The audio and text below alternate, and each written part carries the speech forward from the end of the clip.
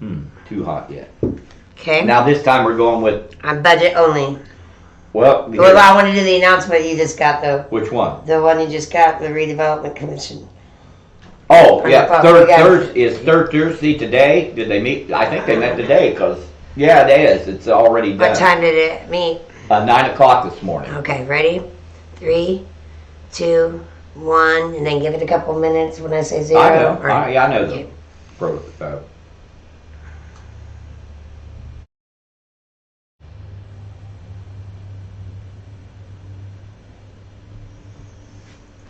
Hello, everybody. We are back with More Than Meets the Eye. I'm Elisabeth Edgell, your host, and this is Rick Yencer. He is former newsman, author, and outlaw. So we are talking about the county budget, and we will start on that in just a second, but we kind of had something a little funny come in, and we're going to talk about the railroad situation real quick. Because by the time this comes out, hopefully that'll be about over, but we don't know.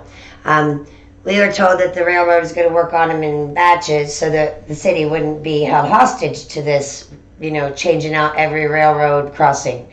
And that has not been the case, has it, Rick? No.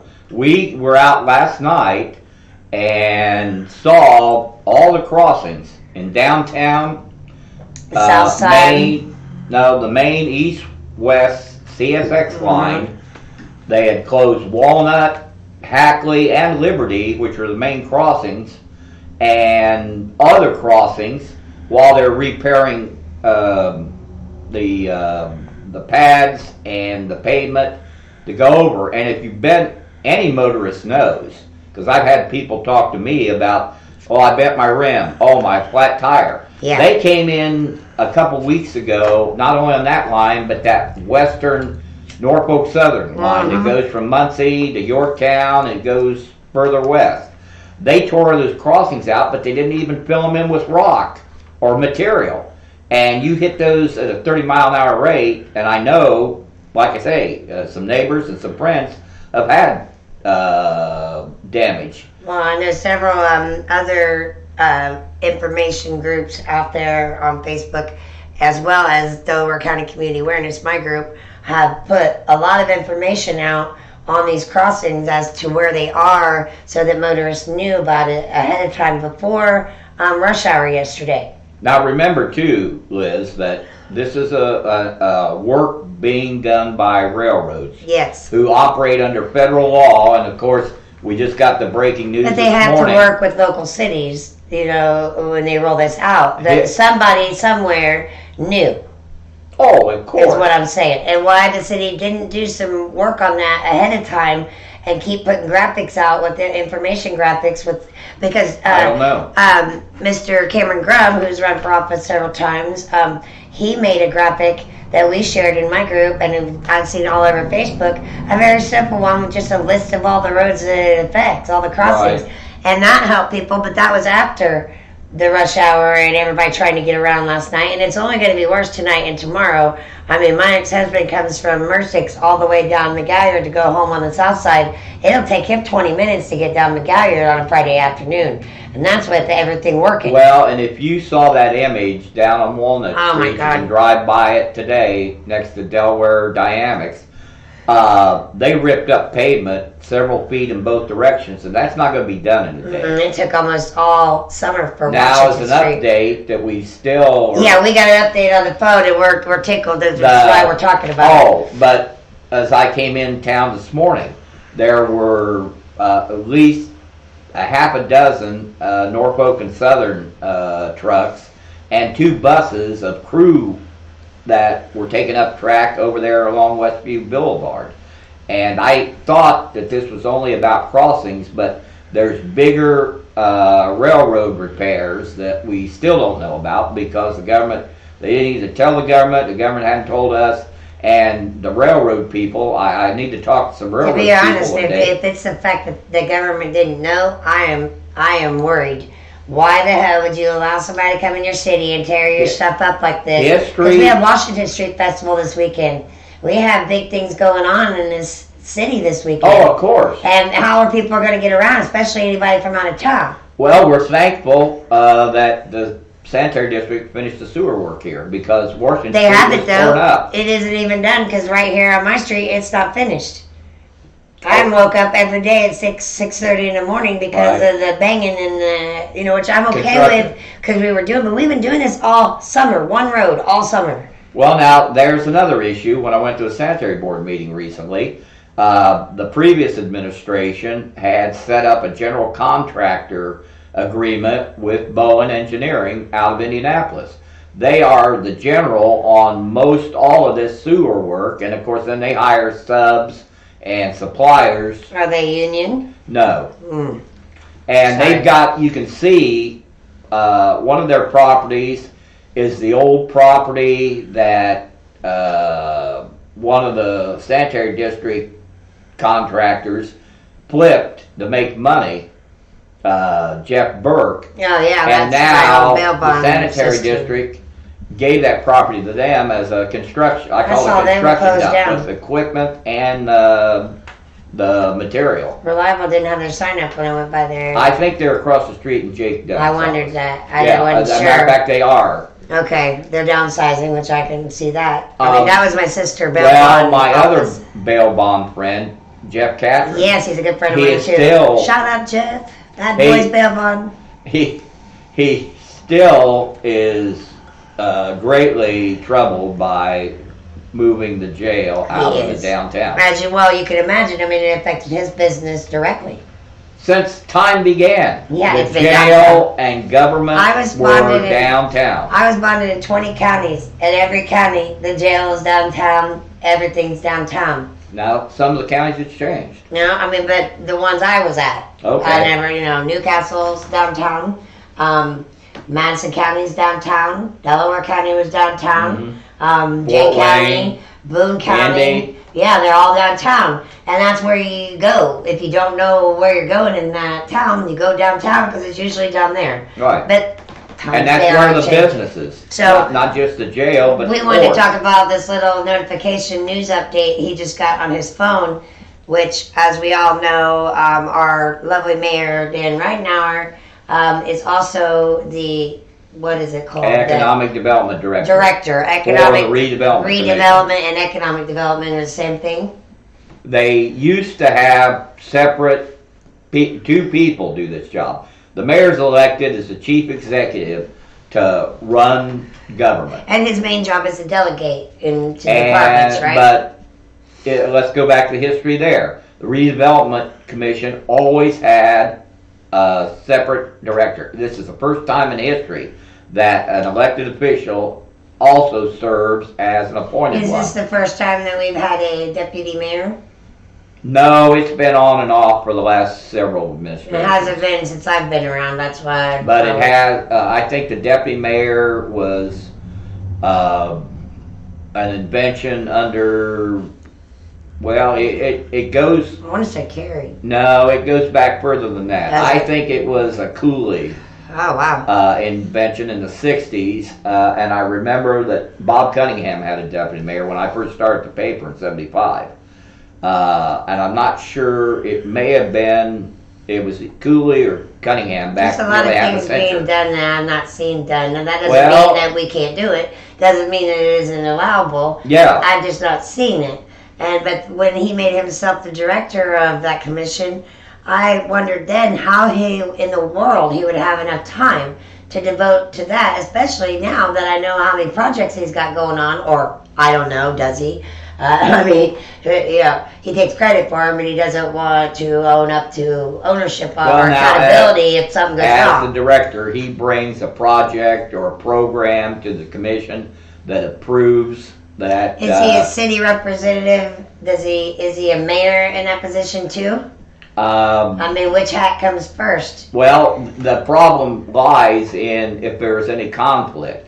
Now, I'm sure it's legal, but again, if there's some question, it's kind of like going back with the on the STEMI money when I talked to Jeff Robinson this summer, and like he said, if it even looks funny, Right. because that's why Schaefer didn't apply for federal rescue money. But see because what's being done. Jeff had had a role in Right. Well, what's appointing the being committees done and appropriating the now, money. instead of them just coming out with that information and being transparent, a lot of them have secret deals with people. Like I found out at my Impact X meeting that the city and the mayor. Now, what's that about? But I'll explain more of that Okay. when we do our outgoing announcements. But there's a lot of handshakes still happening, and a lot of irons in the pot that aren't really being told to us from the get-go. We find out as we go along. All those Yeah, I had no idea that backroom meetings. Yes, Or I had no closed-door idea meetings. that the meeting I was going to at Ball State for Impact X, the classes that are being offered, that I'm taking part in, were run in partnership with the city. I didn't know Really? that until I got to the meeting. And so that's the kind of thing I'm talking about with transparency. You should tell me the whole deal. Then I sit at home and decide if I want to take part in that, if I agree with that, if I like all the players on the table, or if I look at it as an opportunity to network and try to repair some of those relationships or build them.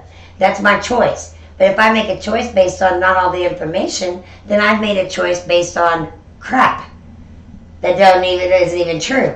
Mhm. And then I feel used and taken advantage of because now I'm taking a class that might or might not be involved with someone I don't even be involved with. You know what I'm saying? So Well, if you taking don't away. know, Yeah, you're taking away how my can you right. make a decision? You take away my right to choose when you do that. Okay. And so I resent that. That's my choice, and it's every citizen's choice what they align themselves with it. Just like it is the politician's choice whether they align themselves with Middletown Properties or not. All right. If I was in the city council or county council or mayor, I would make a public statement. And I would refuse to do any business with that property management team until they fix these problems. Because they can do that. They can send the health board after them. They can send the building commissioner after them. And some of the pictures I've seen, there should be no problem with those places being condemned. Yeah, this is an issue that they can. That's right. There is something they can do. And one guy got up and said that at the meeting. I believe it was Seth Rawlings, who is in one of the properties where it's been priced to him and sold to him as a luxury apartment. And he's not had hot water since day one. He moved in October, I believe. And how much is he paying for that? $1,400 a month. That's ridiculous. And he has no stand to take. He is just at the mercy of it because he signed a lease that he's responsible for financially, and they'll sue him. And the legislature said they can't. The locals can't. You cannot stop paying your rent here just because you have problems. You have to go to court and do it the proper way. So we wanted to bring that over because we got this notification from the Redevelopment Commission that all of a sudden now they have railroad crossing closures listed. Day late, dollar short. Yeah, I mean, I know at least 4 local news outlets that everybody uses on Facebook to know their information besides my group, and I've let them share it in my group. We've been talking about this all week, and now here we go. Thursday, what time is it? 1:30 in the afternoon, and now we're just getting this from the city. Why wasn't this released before? It was, but it was a week or two. Yeah. But there was still a question of whether they're going to do it all at once or they're going to do it in. Somebody could have pressed them for more information. They just didn't because they're too divided in the duties right now. You can't run 40 different projects, be head of the Redevelopment Commission, be the mayor, and do everything well. You just can't. I know that from just trying to do what I do. This is a railroad operation. A railroad. Yes, but it affects his city. The railroads have historically not played well with government, and he could outline that property owners, or anybody else that gets in their way. And he could showcase that. Well, maybe he should. Yes, I don't know. Maybe that way people wouldn't blame him. Because these crossings are ongoing. You're not telling me that's not affecting ambulance run times or fire run times. Well, yeah, if they can't get I know from living over here when they were redoing that bridge, that EMS times over to the east side across the bridge was hard to get. I saw an ambulance last night at the underpass, Madison underpass, that was the only route between north and south. It had to sit there for a minute or two until the traffic could... If you listen to the scanner, you heard that too. Oh, of course. You heard them saying, I'm blocked, I gotta go around. That was affecting time. You can't tell me whether it's not. Police, fire, That's or right. ambulance. And our EMS and all that service right now is enough going on. We don't need an extra component. Well, let's talk a little bit about that. Okay. Last week at the budget hearing, the county started the process by going department by department. And most of the departments that we care about, whether it's the roads, the sheriff, or even EMS and other emergency services, they seem to focus on pay and benefits instead of the actual service. Let me give you an example, like with the jail, when the sheriff talked about a plan that he wanted to support with housing federal prisoners, pre-trial detainees that are overflowing from Marion County and other jails. And I mean, would they be a minimum or? No, they're pre-trial. They're not convicted. They are just But they have the potential to be violent offenders. Most federal, whether it's drugs or serious felonies like murder, drugs. And currently, I know the only place those people are housed is the facility outside of Newcastle. Their house there a lot of times for those federal Marion trials. County that just built a new jail houses. Yeah, I know they do that because that's a minimum security prison. But he was proposing that as a way to pay. That's not a bad idea, really.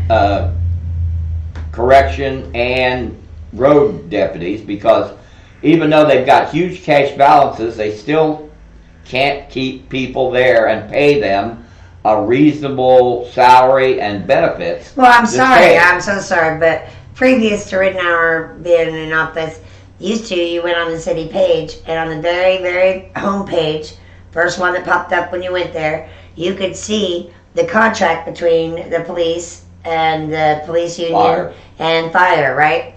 I can't find those contracts anywhere online now. Now, that's not to say they're not there, but they're not on the city page like they were right there in black and white. Well, that's the problem with county.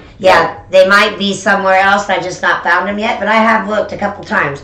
And I know that deal that they have, their contract, is very lucrative. If you're a police officer for around 10 years, you get like a 3-way retirement. So for the first year you go on retirement, you are kept on active payroll for a year, which means they cannot replace you. They only get so many job openings for police officers. It used to be around 110. I don't know what it is now. But then it's so many of them, like what happened after Tyler's election, 26 of them went on retirement right after he went out of office. And that was very telling. But those 26 positions could not be refilled until that year was up because they're on active payroll. And so then after the first year, you get your bulk of your retirement payout. And then your third year, you go on your pension. All right? So it's about anywhere from $250,000 up to about $500,000 is what you make as being a police officer for 10 years. As well as free medical. It's just not the police. Fire had a big turnover in the last 18 months. And if you look at the budget, they're seeking a tax levy almost double what they have now. But there was no explanation of whether they don't have the money, they need more cash, because on Monday's meeting, the president, Jeff Robinson, decided after only one person spoke on city sanitary and transportation budgets that there would be no discussion, that it would come at a hearing, I think on September 28th at City Hall. And then they're only going to let you talk 3 minutes. Well, I don't even know whether they'll allow public comment. That's the thing. In defense of Jeff, he's usually very open about letting people talk. He's very open. But trying to control, it's like the county, of having a hearing before you even know what the budget is. Yes, and that's my problem with it. And it's like this, that you had a public hearing before you even know. So, I don't know. What your bodies of government allow when you go to your meetings. For example, the city council, Jeff has said, try to keep it around 3 minutes, but he's not going to stop you. He has said that before. If you go over and you're passionate and you're speaking on something and you're finishing up, they can stop you, but he said he wasn't going to at the beginning of this year's government, right? So they're very open. County council and county meetings are not as open. All right. Yeah, they don't have it online. No. They, the county council pretends that they're commissioners, that they can just go in and out of session by recessing, which they can. No, Roger's rules of meetings have not been. I'm talking about state law regarding I open know, meetings, but they are based on notices, loosely and- Roger's rules of meetings, right? Right. And everybody understands that, and I'm sure everybody has a dusty copy somewhere because they've been using them for decades. However, they are not done properly. I see county and city officials interrupting people when they're in the middle of their 3 minutes. They are not across the board the same at different meetings. You have different rights at different meetings. And I'm talking about the law that spells out clearly on open meetings and open records. They are required by law to post agendas. They are required by law. Now, does to that give up- mean posting them a hard copy at the Yeah. thing or Yeah, that's- online? No, that's still a hard copy. Okay, Because I will again- be looking into those laws and dissect them a little Yeah, bit you too. can talk to either the public access counselor or the Hoosier I'm State sure I'll be President talking to him soon Association. anyway. So the budget meetings, let's start there. We'll start August 23rd, which I mentioned earlier, when they had this county council meeting. And at this meeting, a new councilman, Ryan Webb, who's often in the news and on Facebook for his thoughts and viewpoints, which can be a little outside the box, let's put it that way. And a lot of people have issue with him. However, I will say this. At least he's asking difficult questions. He is always taking, asking a question and causing a big problem. And that showcases what I feel happens at these meetings, or when you're speaking online and you ask a question, you tend to get attacked because they don't like the answer. They know the answer you're going for and they don't want to say it. So instead of giving that answer, they attack you. And that's happened to me. I watched it happen to many citizens, both at meetings and online. So Ryan asked them if they were going to record the budget meetings, which people have been asking for years. And said that he would like to do that, and he realizes they didn't budget for it, but surely with everything they got going on right now, they can find a way to continue those meetings. They're kind of lengthy. They can go all day. They can last several days. It can be 3 days, or it can go 9 days. You never know how long they're going to last. It depends on how much over they go and what they got to work out. But he asked that, and everybody at the county council meeting had an opportunity at that point to speak their mind about it. I know that, was it Shannon Henry decided to speak on that as soon as Ryan brought it up to council. He said he didn't have a problem with it. He said that what they should do is go to the commissioners and see if they would split the cost of it and do it city and county, because it's the same person that does it for both, Slusher, right? So, and he said that should go to the council president, which would have been Scott Alexander, to go to the commissioners to ask if they wanted to partner up on this and split the cost of it. And everybody said they didn't have a problem with that. Matter of fact, during that meeting, online, Jessica Piper read, and that went into the notes of the meeting, that James King said he didn't have any problem with it because he was watching the county council meeting online. And he said, I got no problem with that, with budget meetings. And as a matter of fact, Mr. Shannon Henry, another commissioner, also chimed in and said he didn't have a problem with it either. So there's 2 out of the 3 commissioners that made it look to the council like they had no problem with Scott Alexander coming to the commissioners meeting and asking for a partnership and split the cost. All right, that's all Scott was doing. There hadn't been an ordinance put in play. There hadn't been an order for anything. They were just going to ask the council if they wanted to contribute and go in halfsies, I guess, on it. All right, so that's what Scott Alexander did after that meeting, and both of the commissioners agreed to it. He went to the commissioner meeting, which was last week. What day was that? Monday? Or no, this was on Thursday, isn't it? Tuesday. All right, so it was on Tuesday, which is at 9 a.m., by the way, which we've had issue with before because it keeps people from being able to show up because most people at 9 a.m. are at work on a Tuesday. Well, and it's like today. They resume budget reviews today at 1 o'clock where schools are still in session. Yes. And people can't even watch it online because they're at work. Well, now is Ryan still... Yes. I'll get Okay. to that. So they go to the commissioners meeting, and it becomes Scott's turn to go up to the podium, and he brings it to the council or to the commissioners, just like the council sent him to do. And at the time, he didn't say he had a problem with it either when he presented it to the commissioner. The very first thing that happened was Shannon Henry decided to chime in. He's been thinking about it, he said. And he said that, it's only going to be used on Facebook to tear them apart. And he goes, I keep hearing this word pop up, and I'm sick of this transparency, he said. And I quote. And he said, I know we need it, but I'm sick of it. That's all I hear out of everybody. Transparency, transparency. I'm fed up with it.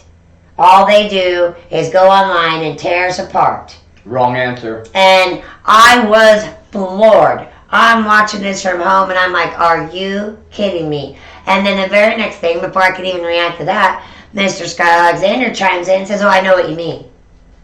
I understand how you feel. Since when you know what you mean? What are you talking about? You didn't have a problem with it until this very minute. Alright, so I don't know why he was kissing butt, but he was. And I heard at that other council meeting, 2 other council members regretting that they even... Oh yeah, I'll get to that. Jane Lassiter. Mm-hmm, because that happened later. Ron Quakenbush. So what happened next was, then Mr. James King decided to chime in.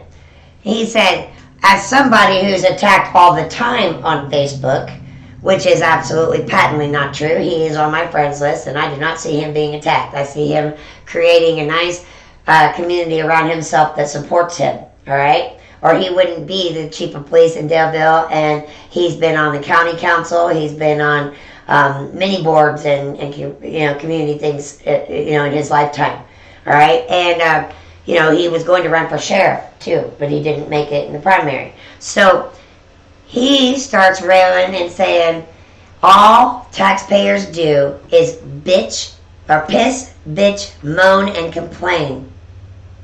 That's all we do. We don't care that he has devoted his life and his time away from his family to further our needs. All we do is piss, moan, bitch, and complain. And he's tired of hearing about what they're doing with our tax dollars. He's tired of the taxpayer holding him accountable for what he does with our tax dollars. It's as simple as this, Liz, and for everybody else, that he works for us. It's our money. Yes. It's our government. He's tired of hearing It's that. our school. He's sick of our shit. Well, then he needs to find another job. Well, that's what we all said, because that's an elected position. No one made you do that. That was your choice. Well, and people need to understand. And now that we're holding you accountable, that they serve themselves before they serve they us. still have been, because their vote for that at the end of it was they decided not to spend what would have amounted to around $3,000 or $4,000 was the number that was thrown out. They said no. It's not necessary. Maybe next year. We got a new system coming sometime, so maybe next year. We're not spending the money for it. And the world went nuts. Because what? And then he said, no one's going to watch it anyway. No one watches them meetings. It'll only be like 10 people watching. How many watch? Now, here's the thing. He was watching the previous meeting. Him and Shannon Henry Right. were 2 out of the 10, he says, was watching. I was watching. I know 4 other people that were watching. Well, you have numbers. You know how many people. And there was And there was about 30 to 40 that was watching that day. There was about the same on the city council or the county council meeting. All right, because I've been watching them. I've not been well, so I've had to stay at home and watch them online. Sometimes that fits into my day better. But I'm still watching it, and I'm still commenting, and I'm still involved. So I couldn't believe it. The very thing you were doing, you're telling this county to believe that we're not utilizing that system, that it's just a waste of money, when in fact that's, many of us, our only way to watch those meetings. All right, because I found out when I owned Delaware County Community Awareness that a greater part of our community is disabled. They are homebound, all right, and they still want to know what's going on. They still want to be involved. I believe the numbers, the last census numbers for this area is 18% of our community is children, 13% are disabled people, 13.1 I believe, Really? are disabled people. So that is our Delaware County community right there. So almost, a good over 10% of them are disabled and maybe homebound on top of it. So you are eliminating a bunch of people here who are affected by local ordinances and resolutions directly. And so that's my problem with it, is now you're cutting out more public information that we're entitled to. So they voted it down. Okay, well, there was a big to-do. So Ryan Webb, who's in shock like the rest of us, and reeling from this, decides himself the next day started budget meetings. And so he started recording them from his seat. And which Rebecca Crooms in Anderson does that. She's done that for years because the mayor over there likes to shut you off on your audio when he don't like what you're saying. He's done it to me over there. So I had another recording that day, and so did Miss Rebecca Crooms, who I tagged in the post Ryan made about it in my group. She's a member. And I said, Rebecca Crooms does it still to this day, as far as I know. And she got on there and commented and said almost all cities she knows of have a recorded meeting available to their citizens, and she said, I'm a fan of those cities. Exactly. Which is why, I think it's the 21st It is, and it should have been a small thing. I understand that the same person does the city and counties, and he can't be in all places at one time. Maybe it's time that they broke that up. And they each get their own person. But remember, Liz, that county government is the oldest form of democracy known to any state or union. Counties are constitutional in their concept and their organization, and they were around before the cities and towns. I did not know that. But that's good they information. still operate under yesterday, not tomorrow. So what ended up happening is Ryan recorded, I believe, 3 days, or at least 2 days, last week. And then today they reconvened at, you said, 1 o'clock. Right. And so I know he's doing those. And Great. you can go to Ryan Webb's Delaware Updates and Alerts is his Facebook group, or on his political page. And he has posted them with very, very convenient links. Another podcaster has kind of went through some of those postings, and he's labeled them in categories so you can see which ones were talked about at which meeting. So if you had a particular department you were watching and you just wanted to watch that part, you could go to that one. And to compare to other governments, they're the only one that doesn't. The schools have live meetings on Facebook, and so does city council. Yes. So even some of these towns this should have been a no-brainer, and it would have been a good thing for them to give the citizens transparency. But instead, we get told, we get critiqued, we get our feedback from them. They're sick of our shit. Well, you know what? Here's what I think about that. Good. And they don't have night meetings either. Be sick of it, because we're coming for you, and you may be able to keep us from talking in the meetings. But the fact is, hi, how you doing? This is my podcast. You have no control. Okay? And you can't stop us from voting either. Yeah, and that's what I'm here to do. I'm here to register people to vote. We are 14 people shy of having registered almost 500 people through our group alone. That's great. And I'm not done with that. I know that people in 4 and a half years ago when I started this group, there was a lot of naysayers, and there was a lot of people that are giving up hope on any change. There was a lot of people that poked fun at all this. And I tell you what they don't do now. Now those same people are more informed. They know how things are supposed to work, and they know when they're being bullshitted. And they're involved in these discussions now. People who you never expected to be involved in them, now they are. And that's because we give them a platform with my group that they don't have anywhere else. You give them a voice. That's right. And we hear you, and we make our stories about you, and we're not charging you for that news either, because you are the news. It's a public service. That's too. right. I don't know anybody else in media, and I'm talking about, sometimes, like Hollywood says, lamestream media, whether it's radio or print or online. And the line's fuzzy, like I showed you the other day with little promotional things that Accutech put out, the radio puts out, magazine. and it's all about money. Marketing. It's all about money. Well, I know that Delaware County Community Awareness, up to this point, has not collected a single dime other than the donations you give us for our food giveaways at Thanksgiving and Christmas and our toy drive. Those donations are always transparent, and everybody gets put on a list, and And appreciate and it. they get shown a receipt, and they get shown where their money has gone. And many of them choose to be the giver, and they go give that stuff, and I never even touch the money or the supplies. They deliver them to those in need, and they get that good feeling of meeting the people that they're helping. And they do that in a public location, so everybody's safe. But the fact is you can get people involved. This community has a huge amount of people that want to help. They don't know where to go first. And nobody's very forthcoming on letting them know that either. They just want to say this community doesn't care. Well, it does. I know that for a fact. That is not my opinion. This community cares. This community has one of the highest rates of philanthropy, Mm-hmm. not just because of the industries of the past, No, whether it's but today. the balls, the It's our shapers, diversity. The diversity Ziegler. here, we do help each other. It's behind the scenes. It's not going to be on a recording where you can watch it on Facebook. But I mean, we do things behind the scene in my group every day where we help somebody that can never repay us. And we don't put that online. We don't show it and say, look how cool we are. We just do it and we go about our day because that's what you do, right? Well, if they're getting sick of our shit, then we are doing something right. We need to keep at it because we are breaking down the good old boy secret handshake behind closed door system.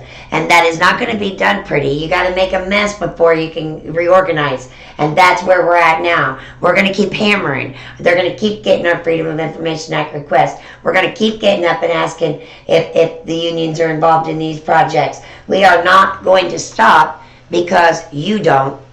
They don't. They're doing their deals and they're working their agendas, and by law they need to be working ours. Exactly. Because like he said, it's our money. We are the people. I That's can't right. say it any simpler. So Ryan recorded all of the meetings, and I'm sure today's is being recorded now as we speak. We don't know if there'll be more after today or not. Depends on what they do at this meeting. Well, they'll vote on October 6th on the final October budget. 6th is when they're voting At on 1 the o'clock. county at 1 p.m. They In will be county voting building. on the county budget to accept it or deny it, right? Right. And realistically, it's going to be rare that they deny it if it's in order. Unless, like, okay, previous years ago on the city budget with the animal shelter, that was a big problem for many of us in the community. We voiced our opinion on that, and this last budget meeting last year, the animal shelter got an extra $75,000 on their budget. They got raises for their workers out there, which was sorely needed. They were making like $7 an hour. We got them up to, I believe, $13.25. The citizens did that, and our leaders listened, and they saw that some of the leaders that made that decision on the animal shelter, that cost them the election. And that is what we're here for, all right? You are in office to work our agendas, not your own. If you weren't transparent and you didn't tell us all the information and we're making assumptions based on that, that's your fault too, okay? These people out here are having a hard enough time catching up with this and learning how it works. And then y'all go doing some shady shit. That throws more screw in the works. I'm trying to get people to your meetings, which you all told me years ago you wanted at that level. Your government wanted the people to come to the meetings. That was the problem, they said. Nobody showed up. Well, now we show up, and you change when we can talk. You make us write on note cards for some meetings. You make us speak at the beginning before anything's been discussed or voted on. And when we get our time in front of you, or we're going to be able to watch it online, now you want to take that away too. I'll vote for Ryan Webb again, personally, because he's the only one that found a solution. And you know what that solution cost us? $0. Everybody has a cell phone. He did it from the cell phone. And it didn't cost anybody any recording money. We didn't have to have a special person. He put it on a little stand, and it recorded for $0. And there's your solution. Why we don't have more of that going on in government, I'll never know. Why didn't 2 or 3 other councilmen do the same? Because it's a matter of what you value. You do what you value in a day. If you don't value it, you don't spend any time on it. You dismiss it. They do what they want on their platform. And that's why we're doing what we want on ours. Exactly. Because we have to combat that somehow. I'm not going to quit standing up for people. There's no reason that any of these tax districts, city, county, schools, or others, in this community have to raise taxes because the federal government has flushed them with millions in money, whether it's for the bailout, the pandemic, for infrastructure, and of course we're getting more money back from the federal government the last couple of months. Social Security beneficiaries might get a 10%. We got something back from the state. They got We got a refund on our state this taxes. year. The biggest increase in Social Security benefits in history. And you know who did it? It was FDR during the Depression that created Social Security. It was LBJ in the 60s that created Medicare and Medicaid.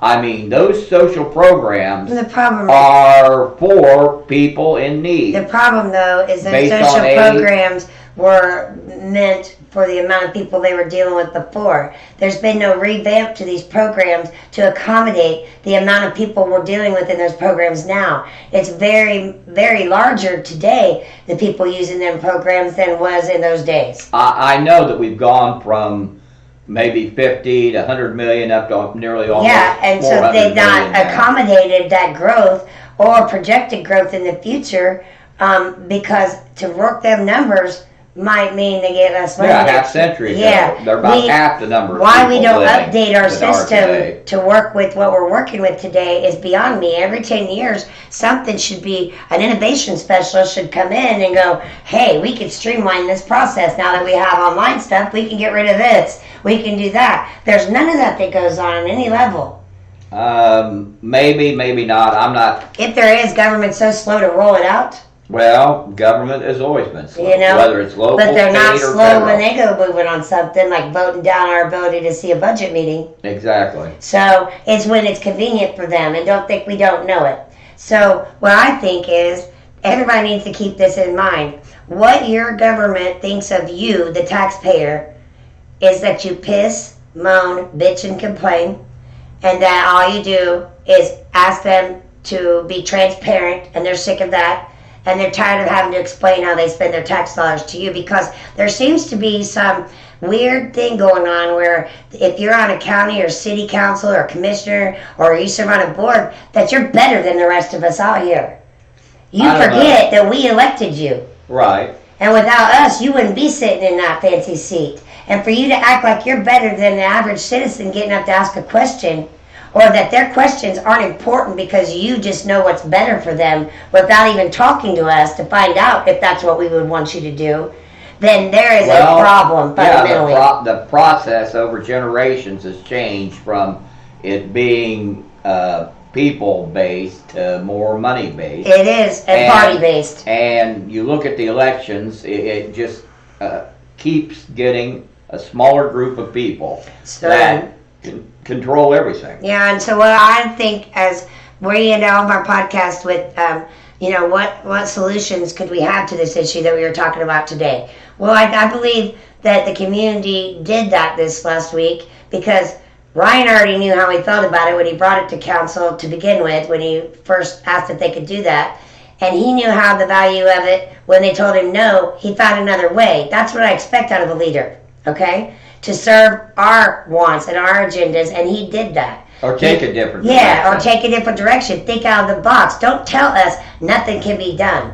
There's always something that can be done, period. Exactly. And so, Ryan is the kind of person we want in office, all right? Whether he's Republican or Democrat don't matter to me, because he's actually doing things that make sense, which is often our problem with government. It don't make sense. Why is that happening? Well, I want to make it clear, too, that there's no need to bail out government. Government is solvent from the federal 71 government and 59 down to million the town. in the cash flow. Yeah, millions in cash. They have millions every year. And they've used a lot of in this stimmy money for taxable, infrastructure, which they shouldn't have done. and millions in income and property Do you know taxes. that some counties and states took all that stimmy money that they received and they split it up between each citizen in the community and Right. gave them a check? Right. Now, wow. How about that, folks? Now, we got back $325 if you paid state taxes last from the year. state. Well, But it was in 2 checks. And, I got 125 like months ago, and then I got 200 a couple of weeks ago. That was nice. That's great. The state gave us our surplus back, which they should. All right, but our county could have done that too when you're sitting on Exactly. 71 million in cash flow. Local, state, and federal. We didn't should have need to given bail all that out money back. restaurants that never opened their doors again after they received stimmy money, and there was many of those. We didn't need Iron Man. Sorry, whatever happened to that $100,000 anyway?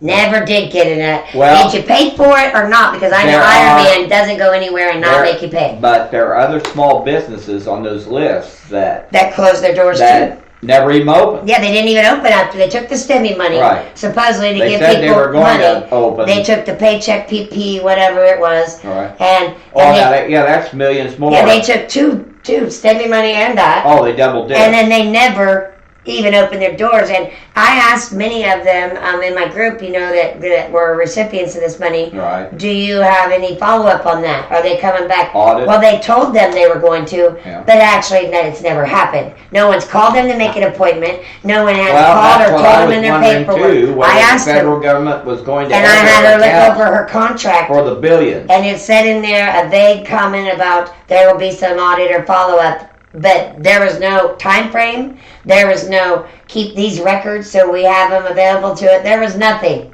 And there is nothing. And I warrant to say there will be no follow-up on that stimmy money. Well, the problem is that the government doesn't even have enough people to go through every income tax filing that is made by millions of people. Yeah, because in fact they got rid of a lot of positions during the pandemic.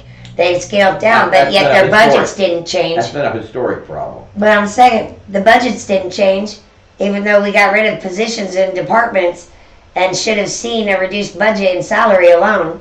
We saw no reductions in budgets over the past 2 years. It's always bigger than next year. Government spending never goes down, just like taxes. But it should have, though. If you're taking 3 positions out of your department and eliminating them, there's 3 salaries you should be able to have money to work with. Well, there are other ways that taxes go up, and I'll mention just a few quickly. You mentioned them about tax breaks, given to new businesses or existing.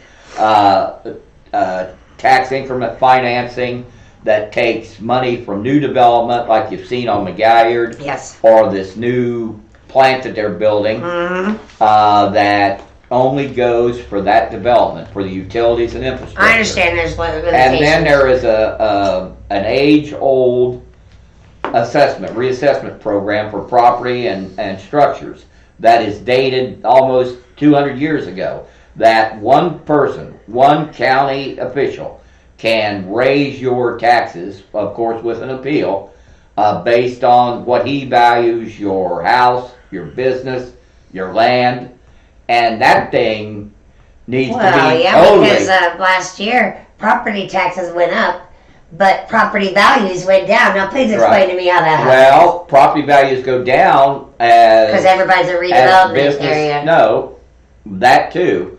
That they do give general tax breaks to areas, whether they be neighborhoods, industrial, business sites. With particular needs. The problem, though, still remains that the county assessor can raise your value. Who's running for assessor? We haven't had a contest for that for years. Who's going to be? James Carmichael has been the assessor for about 20 years. He succeeded his dad, Gary, as assessor, and of course Gary was a long-time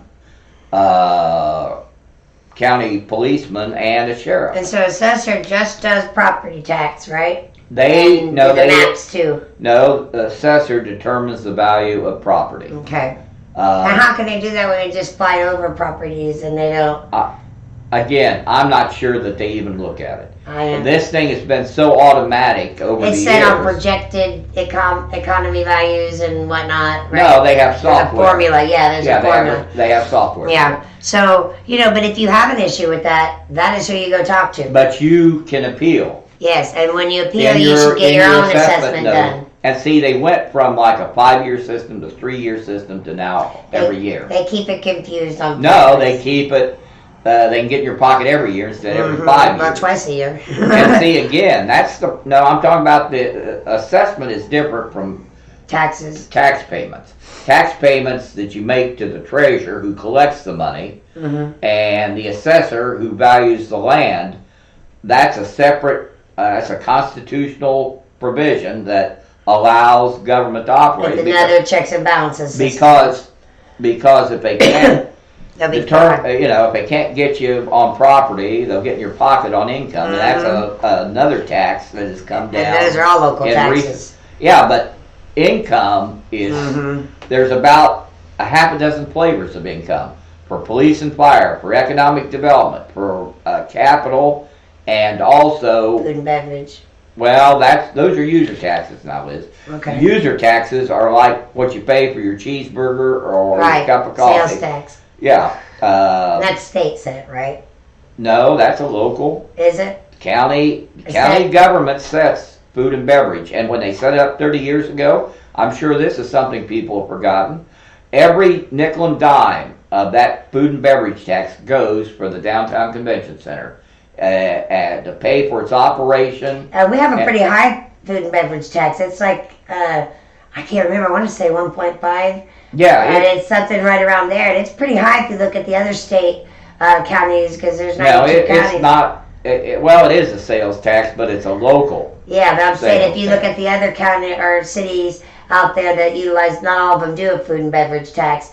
Most do these days. These days they do, but not all of them. And so if you look across the board, we're on the higher end of that than on the lower end or the middle. Like I say. There's like 6 counties around our same area. They can get in your pocket by income, property, or other user taxes. So when they're out there getting these bonds, like I saw at the school board meeting, they're getting a bond to do the Central football stadium. And we and you were out there right before that day to take pictures of the old, there's some updating that could be done, but there by no means needs to be a total revamp. $8 million. And they made it like the students need to be proud of that. And so we had the money in the bank. We had like $28 million in the bank in the school board at that time. Right. Cash. And you brought that out at the meeting. And yet we're going to get a bond and indebt us for 10 or 20 years. Yeah. And when the money's in the bank. I don't get that. I don't either. I mean, when I was growing up, and my grandparents taught me how to manage money, and the way they managed their money was bills first, the have-tos. But and anything extra you save half of your paycheck. That is just a front for what they want to do is taking a pay-to-play pace like the YMCA and put it right there in front of that stadium. And that's why many people can't afford the Y. And the field house. The Y is outrageous. And you heard the mayor come to another meeting that we went to about how he's got state money to redo that intersection where the old Concannons and Central with a light. And they're going to make a big gateway, but... You see, it's because these politicians want to be able to add this to their resume. I helped get the new football stadium brought in. Look what we did for a new Y. Yes, and we see all that, but the average person out there can't afford the Y. Even with their help and their discounts. Here's the problem I have with the YM. That started, the Y programs, both men and women, started in England, and it was for homeless people. They take in people. Well... Let's fast forward to last century. There were old YMCA. The old YMCA took in men. Yeah, now they've connected with Christian ministries that just took in men, no children, no. You've got the monthly mission. Now they changed that during the pandemic, and they accepted women during the day to get a meal, but they still didn't house them. That's being done at the YWCA. Well, see, both of those missions, when those programs started over a century or more ago, were to help people. In today's program, the YM is just a pay-to-play. It's recreational. And then YW is actually doing the work. And YW still has that main mission of helping Yes, and they do great work through that. I mean, I am a fan of the YWCA. I haven't had to use their services, but I've been close a couple of times. Matter of fact, I was close to having to use Bridges services when that debacle happened. So there's a lot of us that get displaced, and to be honest, the people that I did my research on that are hit the most are my age women who are single like myself with no children. We have nowhere to go to get help because they're going to help people with kids at YWCA, and they should. I'm not saying they shouldn't, but I'm saying they're served there. The men are served at the Christian ministries. Where do we go? There's a great bunch of people, both in the food stamp program, the medical program, and this ability to go and get help if you're displaced, that are falling through the cracks. That's why I have my group. We feed people every week, and there are many food Yeah, places you can get food here. I've heard that there is more need. We usually serve one to five emergency family food things a week through my group, and that is people that are just coming into the system. They've been displaced with their job recently, or they've been kicked out. That's a lot of that going on right now, and they don't have any place to live. And they're all of a sudden emergency. We haven't eaten in 2 days. Well, so and that's we come why, together and we find them food. Yeah, that's why we still have those programs. I work with a lovely woman in my group who's a moderator, Pamela Conkle. Mm-hmm. She does so much amazing work. She is grassroots. She does it on the ground with the people. I believe she's involved with Temple Church. Don't quote me on that. She's involved with a church who works directly with the distribution center out there on 3 and 67. Oh, Second Food Harvest, yeah. Second Harvest. And they work with them. So a lot of our resources through our group, when people have a surplus of stuff, first we share it in a group so it can go to private people who need it if people have extra food. And we get that a lot in our group. I told you, there's a lot of givers. They just don't know where to give. And they want to give to somewhere that's going to be used, that's actually going to help people. Well, I think when they think of giving, they think of the soup kitchen over by St. Lawrence, yep. or the Muncie Mission that recently opened funded. up lunch. Usually those places are funded, or they would have these programs. Yeah, So what I'm trying to do is do our Citizen Hub, which I'm in development on, having our own website, and I'm going to shamelessly talk about that for a minute.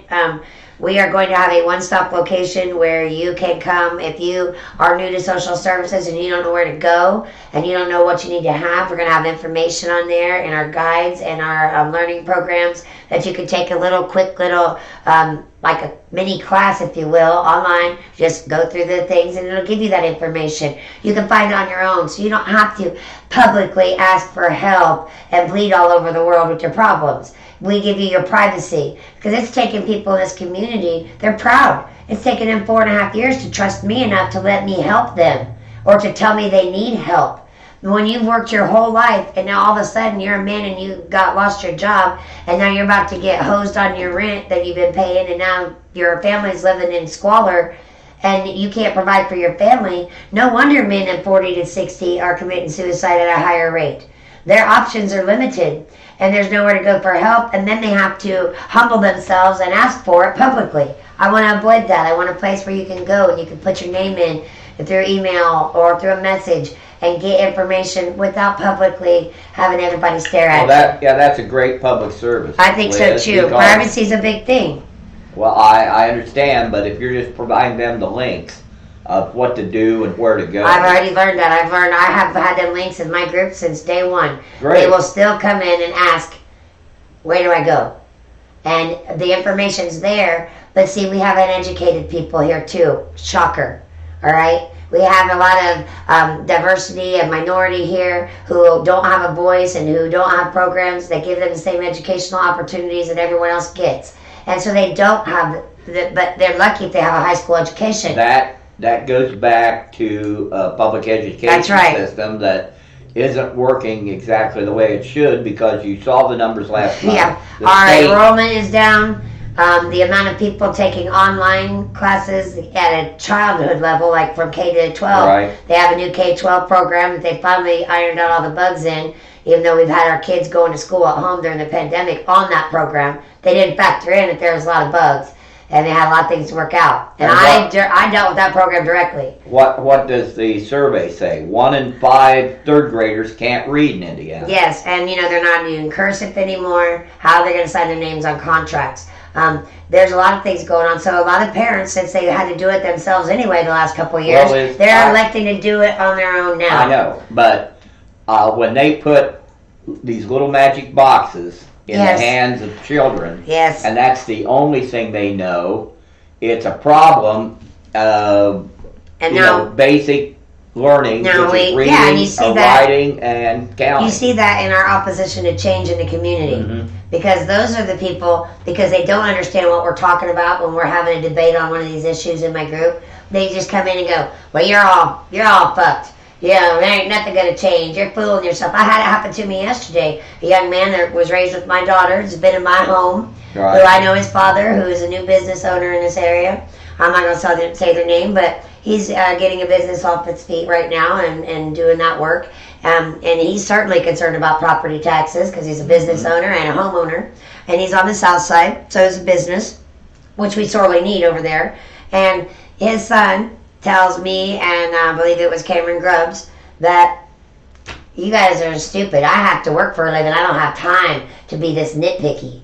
I said, young man, you know me. You've been in my home. You were raised with my daughter. This isn't nitpicking. I work for a living too. And I do this because it's my duty to.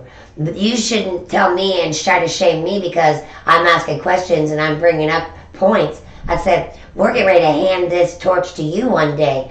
I'm worried about what you're going to do with it because you don't care. Because you're not putting any time into that and you know nothing about it. And your ignorance shows in your statement. Well, the problem with this generation, like they always told us, you don't, you need to respect your elders. And people make fun of because what they don't know. Because they have more knowledge and they have more. Well, to his credit, he does know me well. And the very next thing he said was, have a good day, Miss Liz.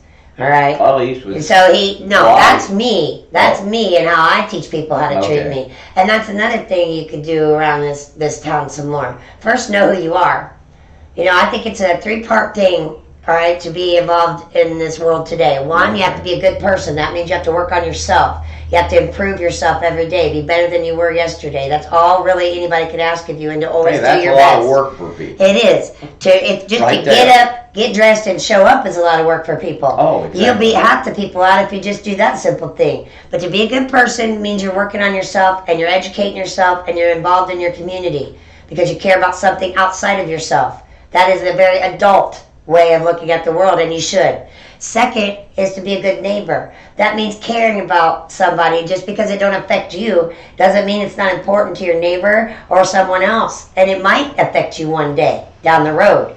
Life is changeable these days, and that's the only constant we have is that it's going to change.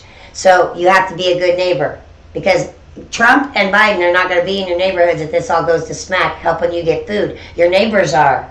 All right? I've introduced people who have lived across the street from each other 20 years in my group and never spoke a word to each other, but they met in my group. Really? And now neighborhoods are connecting in a different way than they did before. Communities are connecting. They are. And groups and online services is where we can do this and do some of the organizational things and then roll it out to the community like I've done. All right? The third thing is to be a good citizen. All right? You have to be the first two before you can be the last one. Mm-hmm. It's a build on top of thing. It's something you get with wisdom and life experience.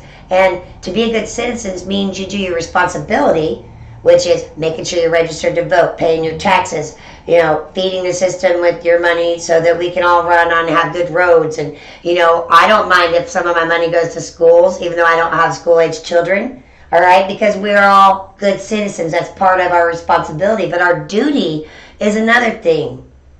Duty resides in voting, educating yourself on who is up for these offices and what those offices' actual job is. When people were running for office 2 years ago in the bigger election, many of the people running didn't even know what the office they did, what their service to the community was. Many council members didn't know that they hold the purse strings for either the city or the county.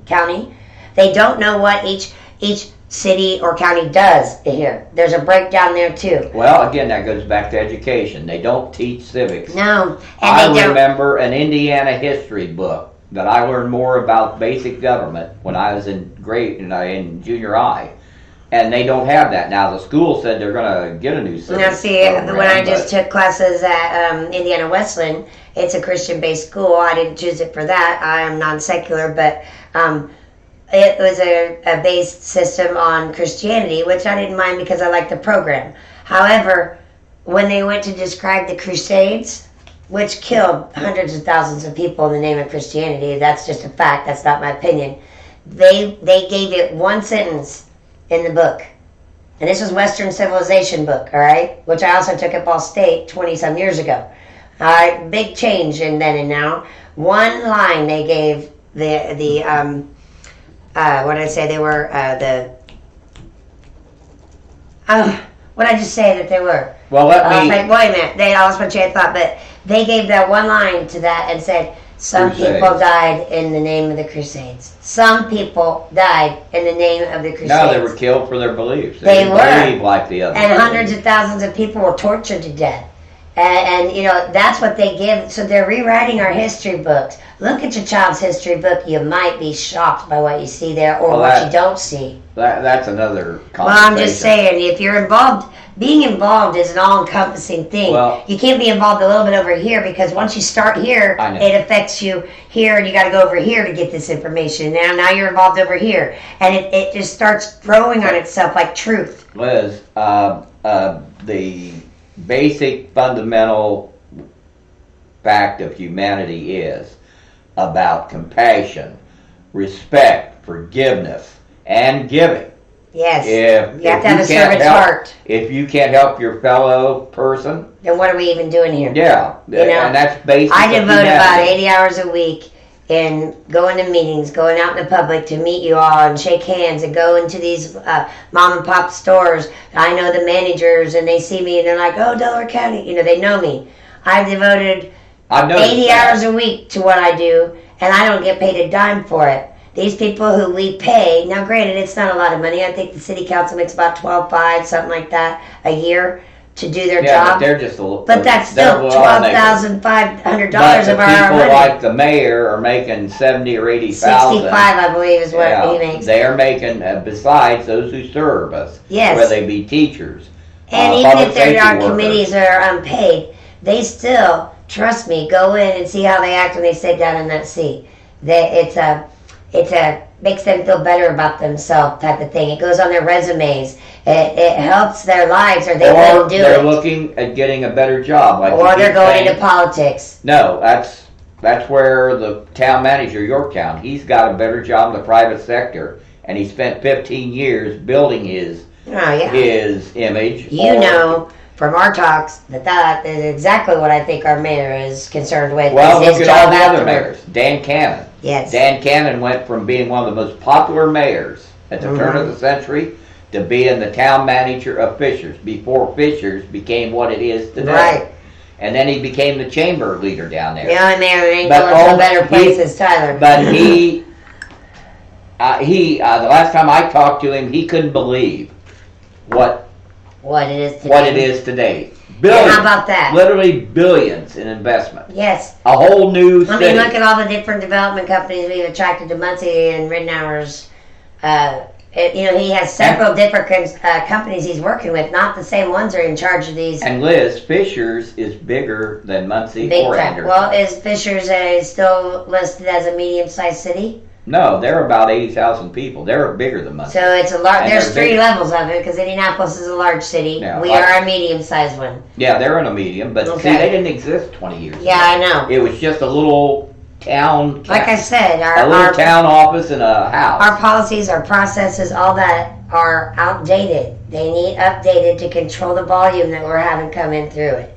These systems are just not working anymore. We're still getting a lot of people. It's like I told you the other day. About the Spanish Mass that's over at St. Lawrence. I didn't know that there were over 100 Hispanic families that show up every Sunday to pray. I said we have a huge, diverse culture out there. Well, people don't know that because they don't see it. Well, the only way that those people are interacting with our city is in the services they receive from the nonprofits and our social services. Those people should be getting those numbers out to the city and letting us, as the citizens, know what you're serving. It's like the old boy and girl, too, from Eastern Europe that bought the old 12th Street Cafe. Mm-hmm. And, of course, they've reinvented it a little bit. I ate there the other day. It was pretty good. Service was a little... but they're trying. Service was the first thing to go during the pandemic. I'm so sorry, but it is. I don't want to hear that you just got my order wrong on a picture menu at McDonald's.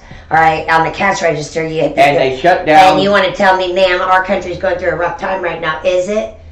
How did COVID affect you hitting the wrong button? Again, that's the future, though. Mm-hmm. Amazon, Walmart, McDonald's, huge corporations that feed us. But you can get involved. Where we get our supplies. However you choose to do it, you can get involved still because we do have other avenues. If you can't come to meetings because you're at work or you don't have a car to get you there, you don't have a ride. That's my situation right now. I catch a ride with you a lot of times, or other people. Or I'm going to walk, when I'm able to, because I live not too far from there. But there's other things you can do. I can watch online, and I can discuss it there in comments. I can watch any of the podcasts that are available to us, or any of the pages or groups like my own. If you have questions, there's places for you to go. And you can still pick up the phone and call and voice your complaint to or whoever get you online. want. So, for example, right now, I'm hearing about that issue with the property management, that the General Assembly and who did you say, Roe? Roe Selby, talking about Attorney General. General doing something about it. They're saying, and the mayor's office yesterday was saying, nobody's called to complain. They haven't received but a handful of complaints. That's what they said. That's what they're telling us. I don't believe that for a minute, number one. Number two, I saw real people saying real things about their living conditions. My inbox has been full of them. And so those people are calling these places, or they've been told to call, and they're getting a runaround. But didn't the brothers, yes, the they wrote a real nasty... Didn't they write something? They wrote an email to City Council that they'll take their $75 million and they're going to take their many millions that they and their owners bring to this community, because they're in talks with Fishers and Indianapolis and Carmel about moving their facility there. So we need to remember here that they're constituents too, and that they bring us millions of dollars, and basically we should let them alone and do whatever they want. That's free trade and commerce. But that's what they want to do. And they even dissed Muncie in that email and said that it's Muncie's fault that they've been working.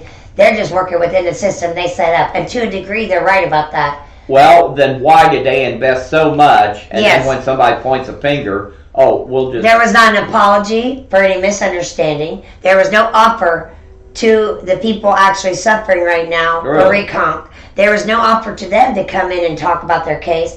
They only offered City Council to make an appointment, each one of them alone.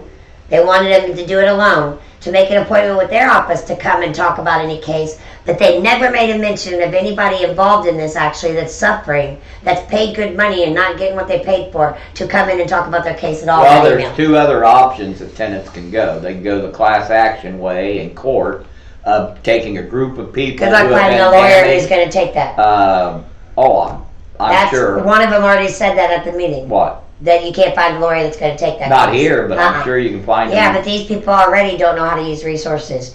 And the system knows that. See, that's why they don't like me or other people like me, because I am informing the people. I'm telling them how it works in their own words so they can understand it. I make videos. I do learning tools. I do commercials. I do articles. Any way you learn, there's a way for you to do it on my group. And I do that. The city don't want us explaining it. They don't want to be held accountable. They don't even want us around. Here's what they think of us. Okay. They're sick of our shit. Oh, that was Let's make them not I don't regret think that. all people... Absolutely not. No, but two of our three commissioners made that very clear in their own words. Leaders and that was on record in a meeting. It's on video. That's right. And it's been out everywhere. And I made a little commercial about it, which I'll share in the comments. I made a breaking news thing about it. And I even put the video in it. But Liz, again, I still want to know where this money goes and how it benefits and what these programs are. All this discussion. And I want to know who's involved with these programs from the beginning. All of them. No hidden little deal makers hidden in the wings that you have a handshake with. I want everybody involved in this program to be on the up and up from the beginning. Me and the city of Muncie are presenting this to you, the community. That's what I want to know. I don't want no secrets. Because I don't trust you. You know why? Right. Because we can't. You've proven this over and over and over again. No more secrets. We're not going there. So expect a lot coming from us on those fronts. I know things that we want to discuss in the coming months are probably more this property management thing, because it's an ongoing issue that affects many of our citizens. Well, I want to know about these people who are buying up the downtown. I do too, because I have a real problem with. I mean, this person we never heard of, and all of a sudden, he owns half of downtown. And when you bought their Maze, you screwed up, Roy, because that is a much loved place by many of us. You don't have hardly any fine dining in Muncie anymore. Without the boys there, Kent and Steve, it ain't gonna be the same it's place. not gonna There's be the no same. way they're gonna recreate the same kind of atmosphere. Look at what happened with the Neely House. Russell Irving spent his fortune on building and it's still sitting empty. And he ran it for 2 or 3 years, and then he wanted to get out of it because of his health, and the new money, a realtor and another money person, they bought it, but they couldn't even get staffing for it. Yeah. So then it's just sitting there. Yeah, and there's no fine dining for special occasions around here. I mean, we're left with Lahody's Steakhouse. Well, can I tell you, there's some other venues that are cropping up people don't know about. Open Door had a big event for the new Indiana Orchestra, which is a Muncie and Marion Symphony. And you know where they had it? They had it in the old Chase Bank building, the glass box. I said that's being used for something besides storage for the city. Well, I think Open Door now runs their administration out of that. But Dave Ring, who's had the farmers market downtown, he bought the old Lappin building there at Mulberry in Maine. He's always had the market there, but upstairs was the old Arthur Murray Dance Studio. And in the meantime of the pandemic, he got a dirt cheap alcohol license, and the downtown farm stand, you mean? Above the downtown. Yeah, I know. I just accepted the lady in the group not very long ago, and I shared her stuff about those events that they had. My neighbor, my good friend Gary Prater, did the woodwork and the floor. Well, see, that's what I'm talking about right there. You know, the people who did the floor, and that's what we're missing as community is the history and the people involved in the making of it. If you leave out the people, that's why this ain't working. Exactly. Because if people aren't invested in something, they didn't help build. People make the community. That's right. And the culture. And that's what you guys are doing when you're cutting us out of our public comment, out of our public information rights.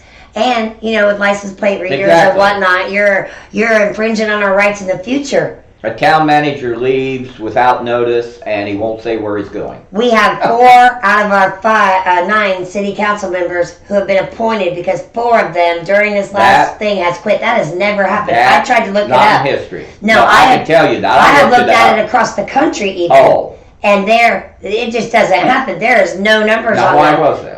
Well, each one of those positions who are now appointed by the mayor they got a better job. Yeah. No, well, some of them did. Some of them were held. They were all real gray area reasons that we never really got. Dudley did. Davis did. And so Ivy became all the those deputy ones mayor, that they reappointed though are in areas right now where a mayor had a big project going and he needed somebody to push it through for him, and it all went through with the new appointees. The only one that wasn't going for a new job, Ralph Smith went to Florida because he had health problems, and he wanted his last days. He still talks. I've still seen him pop up in the meetings and online here and there. He still every once in a while will say something. Yeah, but I'm saying that the people that they were in there previously didn't have the same ideas about those projects in their districts as the people that replaced them. Oh, you're talking about.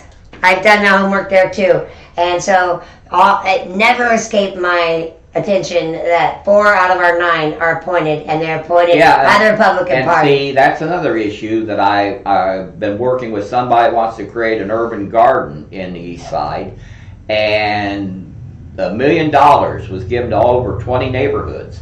And we haven't heard or seen. No, my neighborhood hasn't even publicly been said that we got a dime at all. See, some neighborhoods haven't even said it. No, our neighborhood meeting only meets quarterly anyway. I'm not even sure that any have handed out money. I don't know. And there's $1 million. How long did it take us to get the information on nonprofits and study money? A little bit time. Yeah, all we wanted was a list. They made all these decisions last year. Yes, but they wouldn't tell us until. But only the city council put up the list of their. And so I'm tired of that, as is the average citizen. Those of us who are out here working in the actual community, who are not comfortable in a big fancy chair collecting city money for the job that we're supposed to be doing. All right, and I'm sorry if that offends you. If it does, that means that you have a dog in this fight. At least Right? you got their attention. That's right. This is a call to action for our leaders. Stop it.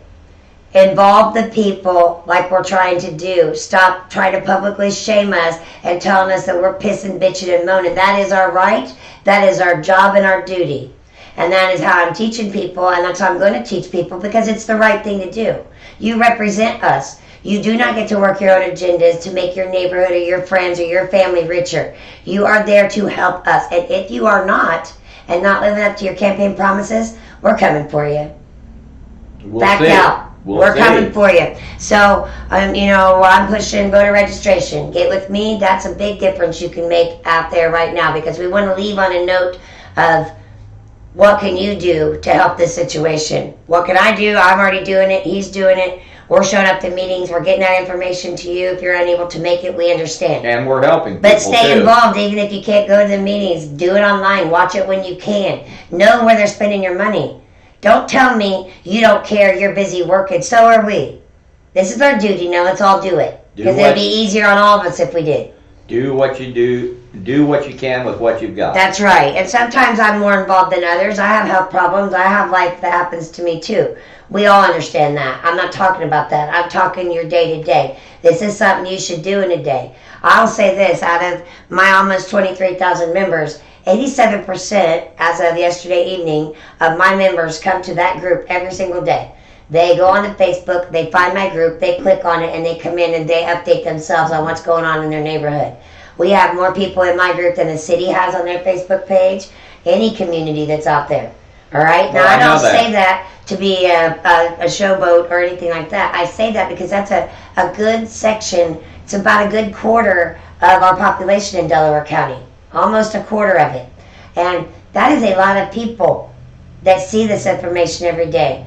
And you guys don't give me the respect I deserve when I come to these meetings. You poo-poo and make fun of my shit. But then when it serves you, you want me to post your stuff in there.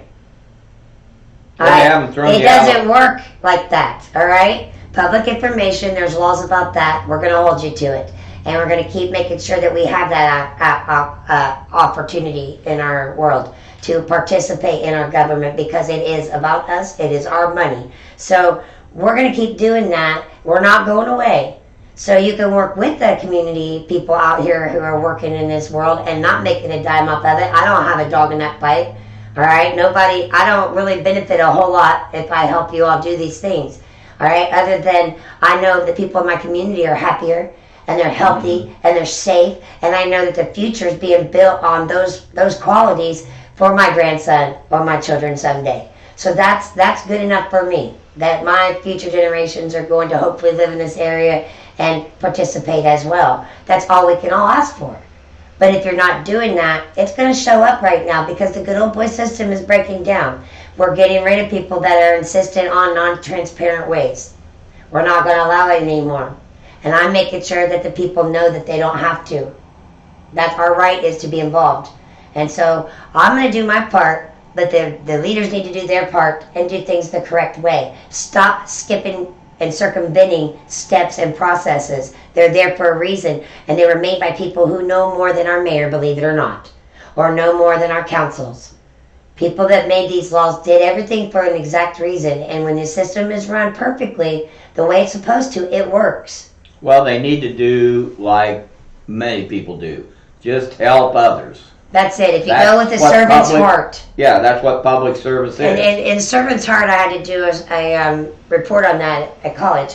And what that means is you're not just out there doing it and you're bitching about doing it, or you're not out there doing it to put it on Facebook and show everybody what a cool person you are. All right? You're doing it because you know in your heart it's the right thing to do. You really want to help people. You have compassion for other people, even though you're not going through it. Your heart goes out for them, like me and these people who have horrible homes they paid for and they're living in squalor. My heart goes out. I could barely sleep last night because I feel bad about sleeping when some people can't even use the bathroom tonight. Nor have no. And what's the difference between me and them? None. Except for I'm in a better place than they are right now. Yeah, and that could change tomorrow. Again, that's a big problem with homeless, whether they're camping out on the trail. The problem is if you can live with yourself under a bridge, while people here are homeless, hungry, don't have adequate clothing, jobs, or opportunity, and their children definitely won't. If you're okay with that and you can live with it and just go to work every day and take your piece of the pie, then I'm not talking to you. You're part of the problem. I can't make you care. I can't motivate people. But I can find those that are and that do care. And I can amass them together. And together we can get some things done. And you have. And I'm going to keep doing it. And when I hear things like they're sick of our shit, then that makes me excited. You know why? I want them to be sick of our shit. I want them to feel that way, and I want them to be uncomfortable. It's about time they're uncomfortable like the rest of us. Like you said, you've got the attention of about a quarter of the people around here. Well, it looks like this podcast is going to be a two-parter. It's gone really long, and I don't want to make it two different ones, different weeks. So it's a really long one. So you'll be watching 2 parts.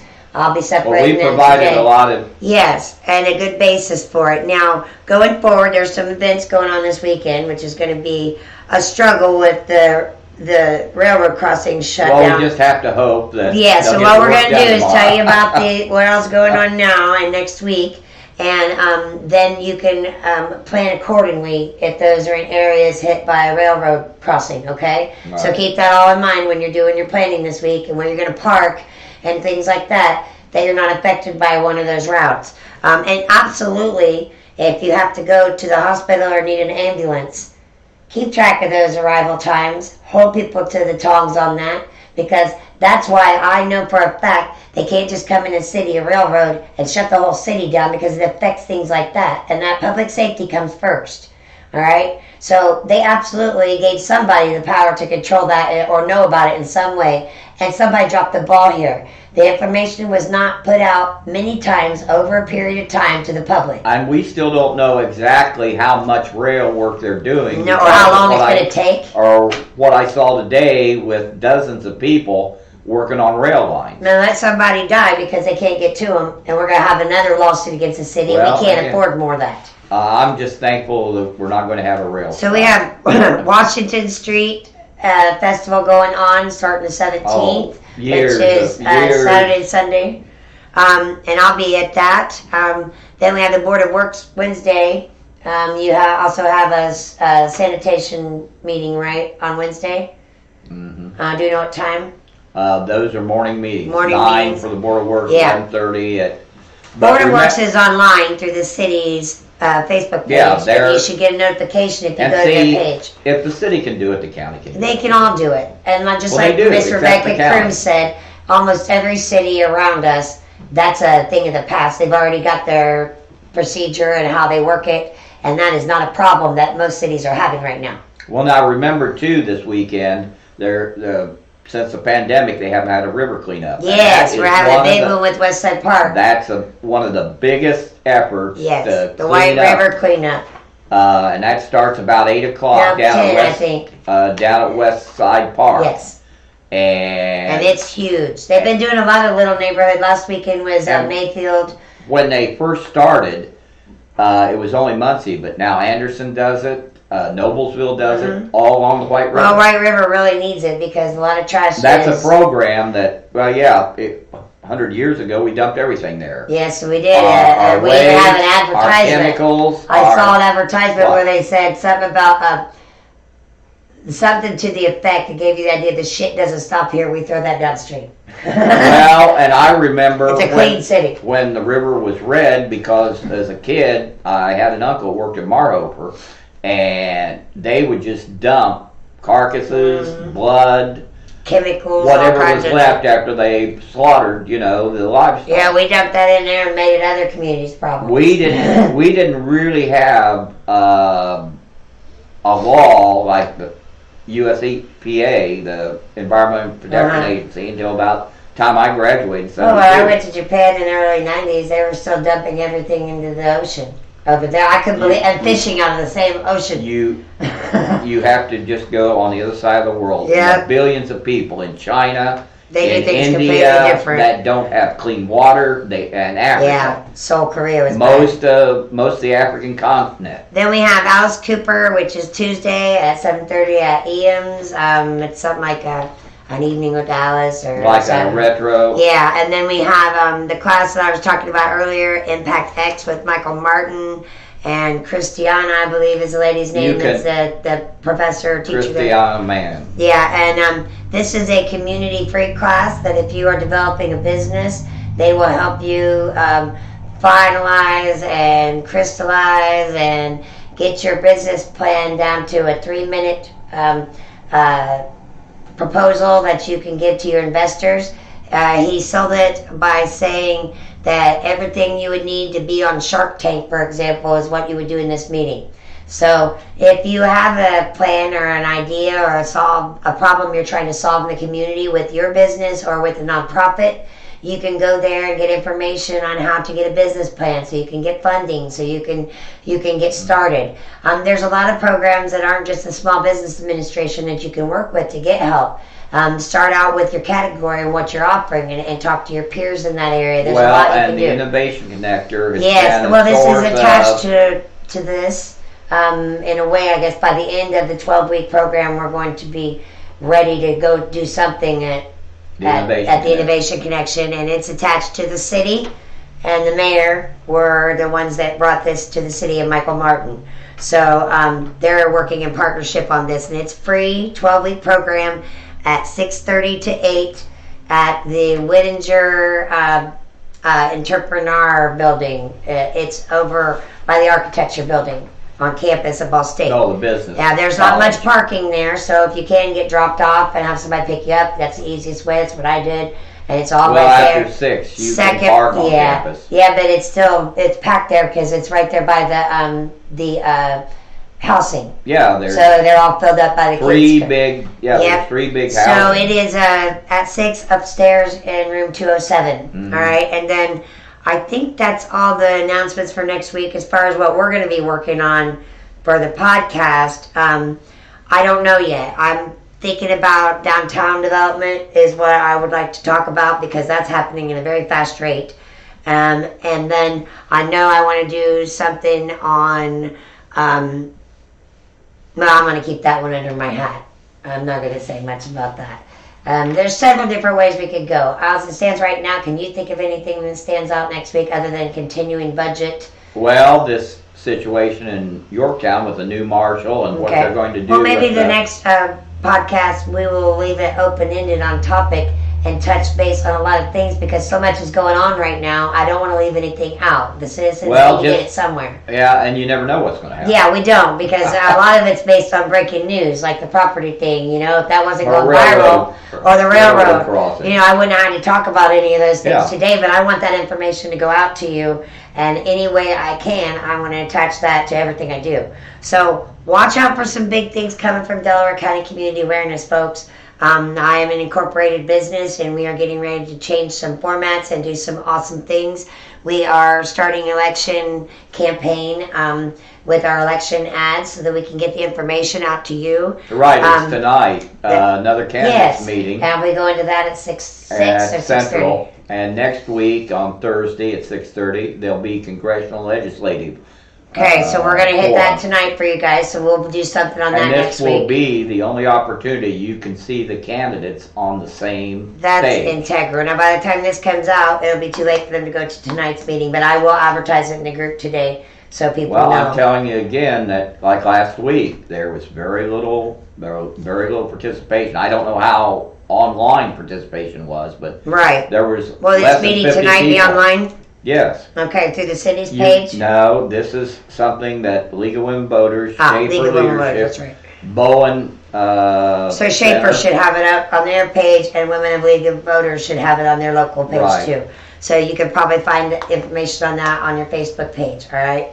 And anything that you guys think you want to talk about and you want us to take a deeper dive into, that's what More Than Meets the Eye means. It means that over first look, everything looks okay, nothing to see here. But then if you get involved and you sit down and you actually watch and listen, you're going to learn more than you ever thought about. I've never gone to a meeting that I spoke at planning on speaking at that meeting. I've gone to the meeting, listened and observed, and then I've had something so riveting and passionate to say about those proceedings that I get up and speak. That'll happen to you too. I mean, it's going to hit us all in different places, but everybody's input has an important part in this because you think a different way than I do. That's a good thing. Now we have two heads thinking and encompassing more ideas and more thought. All right, that's all that can happen with more involvement is we get more transparent because it's harder to hide lies when you have more eyes on the project, and it's harder for them to work on their own agendas when the public's involved. So all we're asking you to do is be involved however you want to do it. Go to the meeting if your schedule allows it. If it doesn't, make sure you catch up with it and watch it online. See what's going on. I don't want to see y'all, like King said, pissing, moaning, bitching, and complaining if you're not out here working within it to try to change it. That's extremely frustrating for those of us out here doing it. It's as equally frustrating for the people not to care as it is our leaders not to care for me. Mm-hmm. I feel like sometimes I'm the only person in the world that gives a shit about some of these things. And I know they're important. Well, I think you have over 20,000 people want to know about this. They're not my fan club, let's put it that way. They're not. Say that. Most of the people are not there to see me succeed. They come to you for information. They can't fault the information I bring them. And, people say a lot about me. I'm difficult. I got a big mouth. I talk about what I don't know about. All the things that they say, and maybe some of them are true. I don't even pay attention to that. They say even worse But what they don't say about me is that I'm a liar. Or that I bring false information. They don't say that at all. So I've got that going for me. My integrity, that's important. My reputation, that's important. The work I do, that's important. That speaks for itself. That's not really up for opinion. That's fact. That's what I deal in. And that's what I wish other people dealt in more. I love your opinions. They want to hear your opinions. But make sure you've done your job and you're educating yourself and you're not just up there talking out your ass about and blaming the city for something that the county's doing and vice versa. Know what you're talking about. If you don't, that's your fault because the information's out there. I put it in the group. It's in our file section. We talk about it every day. I often link our ordinances and our resolutions and all that stuff. You have it all available to you. You're just not looking at it. You want me to do that work for you? I can't do it all. I got the one eye. Not only that, but it takes all of us to do this. Every single one of you. It'll be okay. You think because we know and we do. Yeah, that's true. It's time for action now. The thought and the process and the thinking and the talking that's done. It's time for action. Who is going to support this new transparency government that the people want? Well, we're seeing that. And we're telling you about it. So now you got to go to the polls and you got to show them what you think of that. I'm not telling you what to do. I'm not telling you who to vote for. I'm telling you these are what people who are in office have said and done. And then some of those people are running for a re-election in their current office or in bigger ones like Senate. So you need to do this work or else we're going to put people that don't care in the Senate. And then we're really going to have a damn problem. So it all builds on itself. If we don't take care of it here at a local level, these politicians go out and then they affect the state, or they go to a federal level and affect us all. So it absolutely involves you. And if you're not doing it, you're derelict in your citizen's duty. So go back to rule 1, be a good person. Rule 2, be a good neighbor, and then do your duty and be a good citizen. And I'll leave us with that. Well, thanks again. Thanks so much, Rick. Thank you. I'm sorry the podcast ran long, but we had a lot of information for people. So this will be coming out Friday. We have our opening coming out today, our intro podcast. And we should be on a regular track for every Friday, 9 p.m. You should have a video podcast and a audio podcast on. We should be on every platform out there. So thank you for tuning in. Those of you who watched and stuck with us, I appreciate that very much too. And let us know what you think, always in comments. You can always email me. And if you need help or you want to get involved on a deeper level, we have places for you. We have holes that need filled. So let us know. I'm looking for moderators all the time. I'm always looking for people in the community that want to, get heard, get their program noticed, their organizational thing noticed. We're happy to help you. If you have a problem with your business and you need to know how to work social media, we're getting ready to offer advertising and marketing. So we got a lot of things coming up for the local businesses, and we're going to do half the cost that it would cost them anywhere else. Great. So look for the big things coming, and We love you, Delaware County. We do what we do because of you. Love yourself as much as we do, and we'll be doing good. All right, we'll talk to you all later. Bye. Awesome. Now just break that into two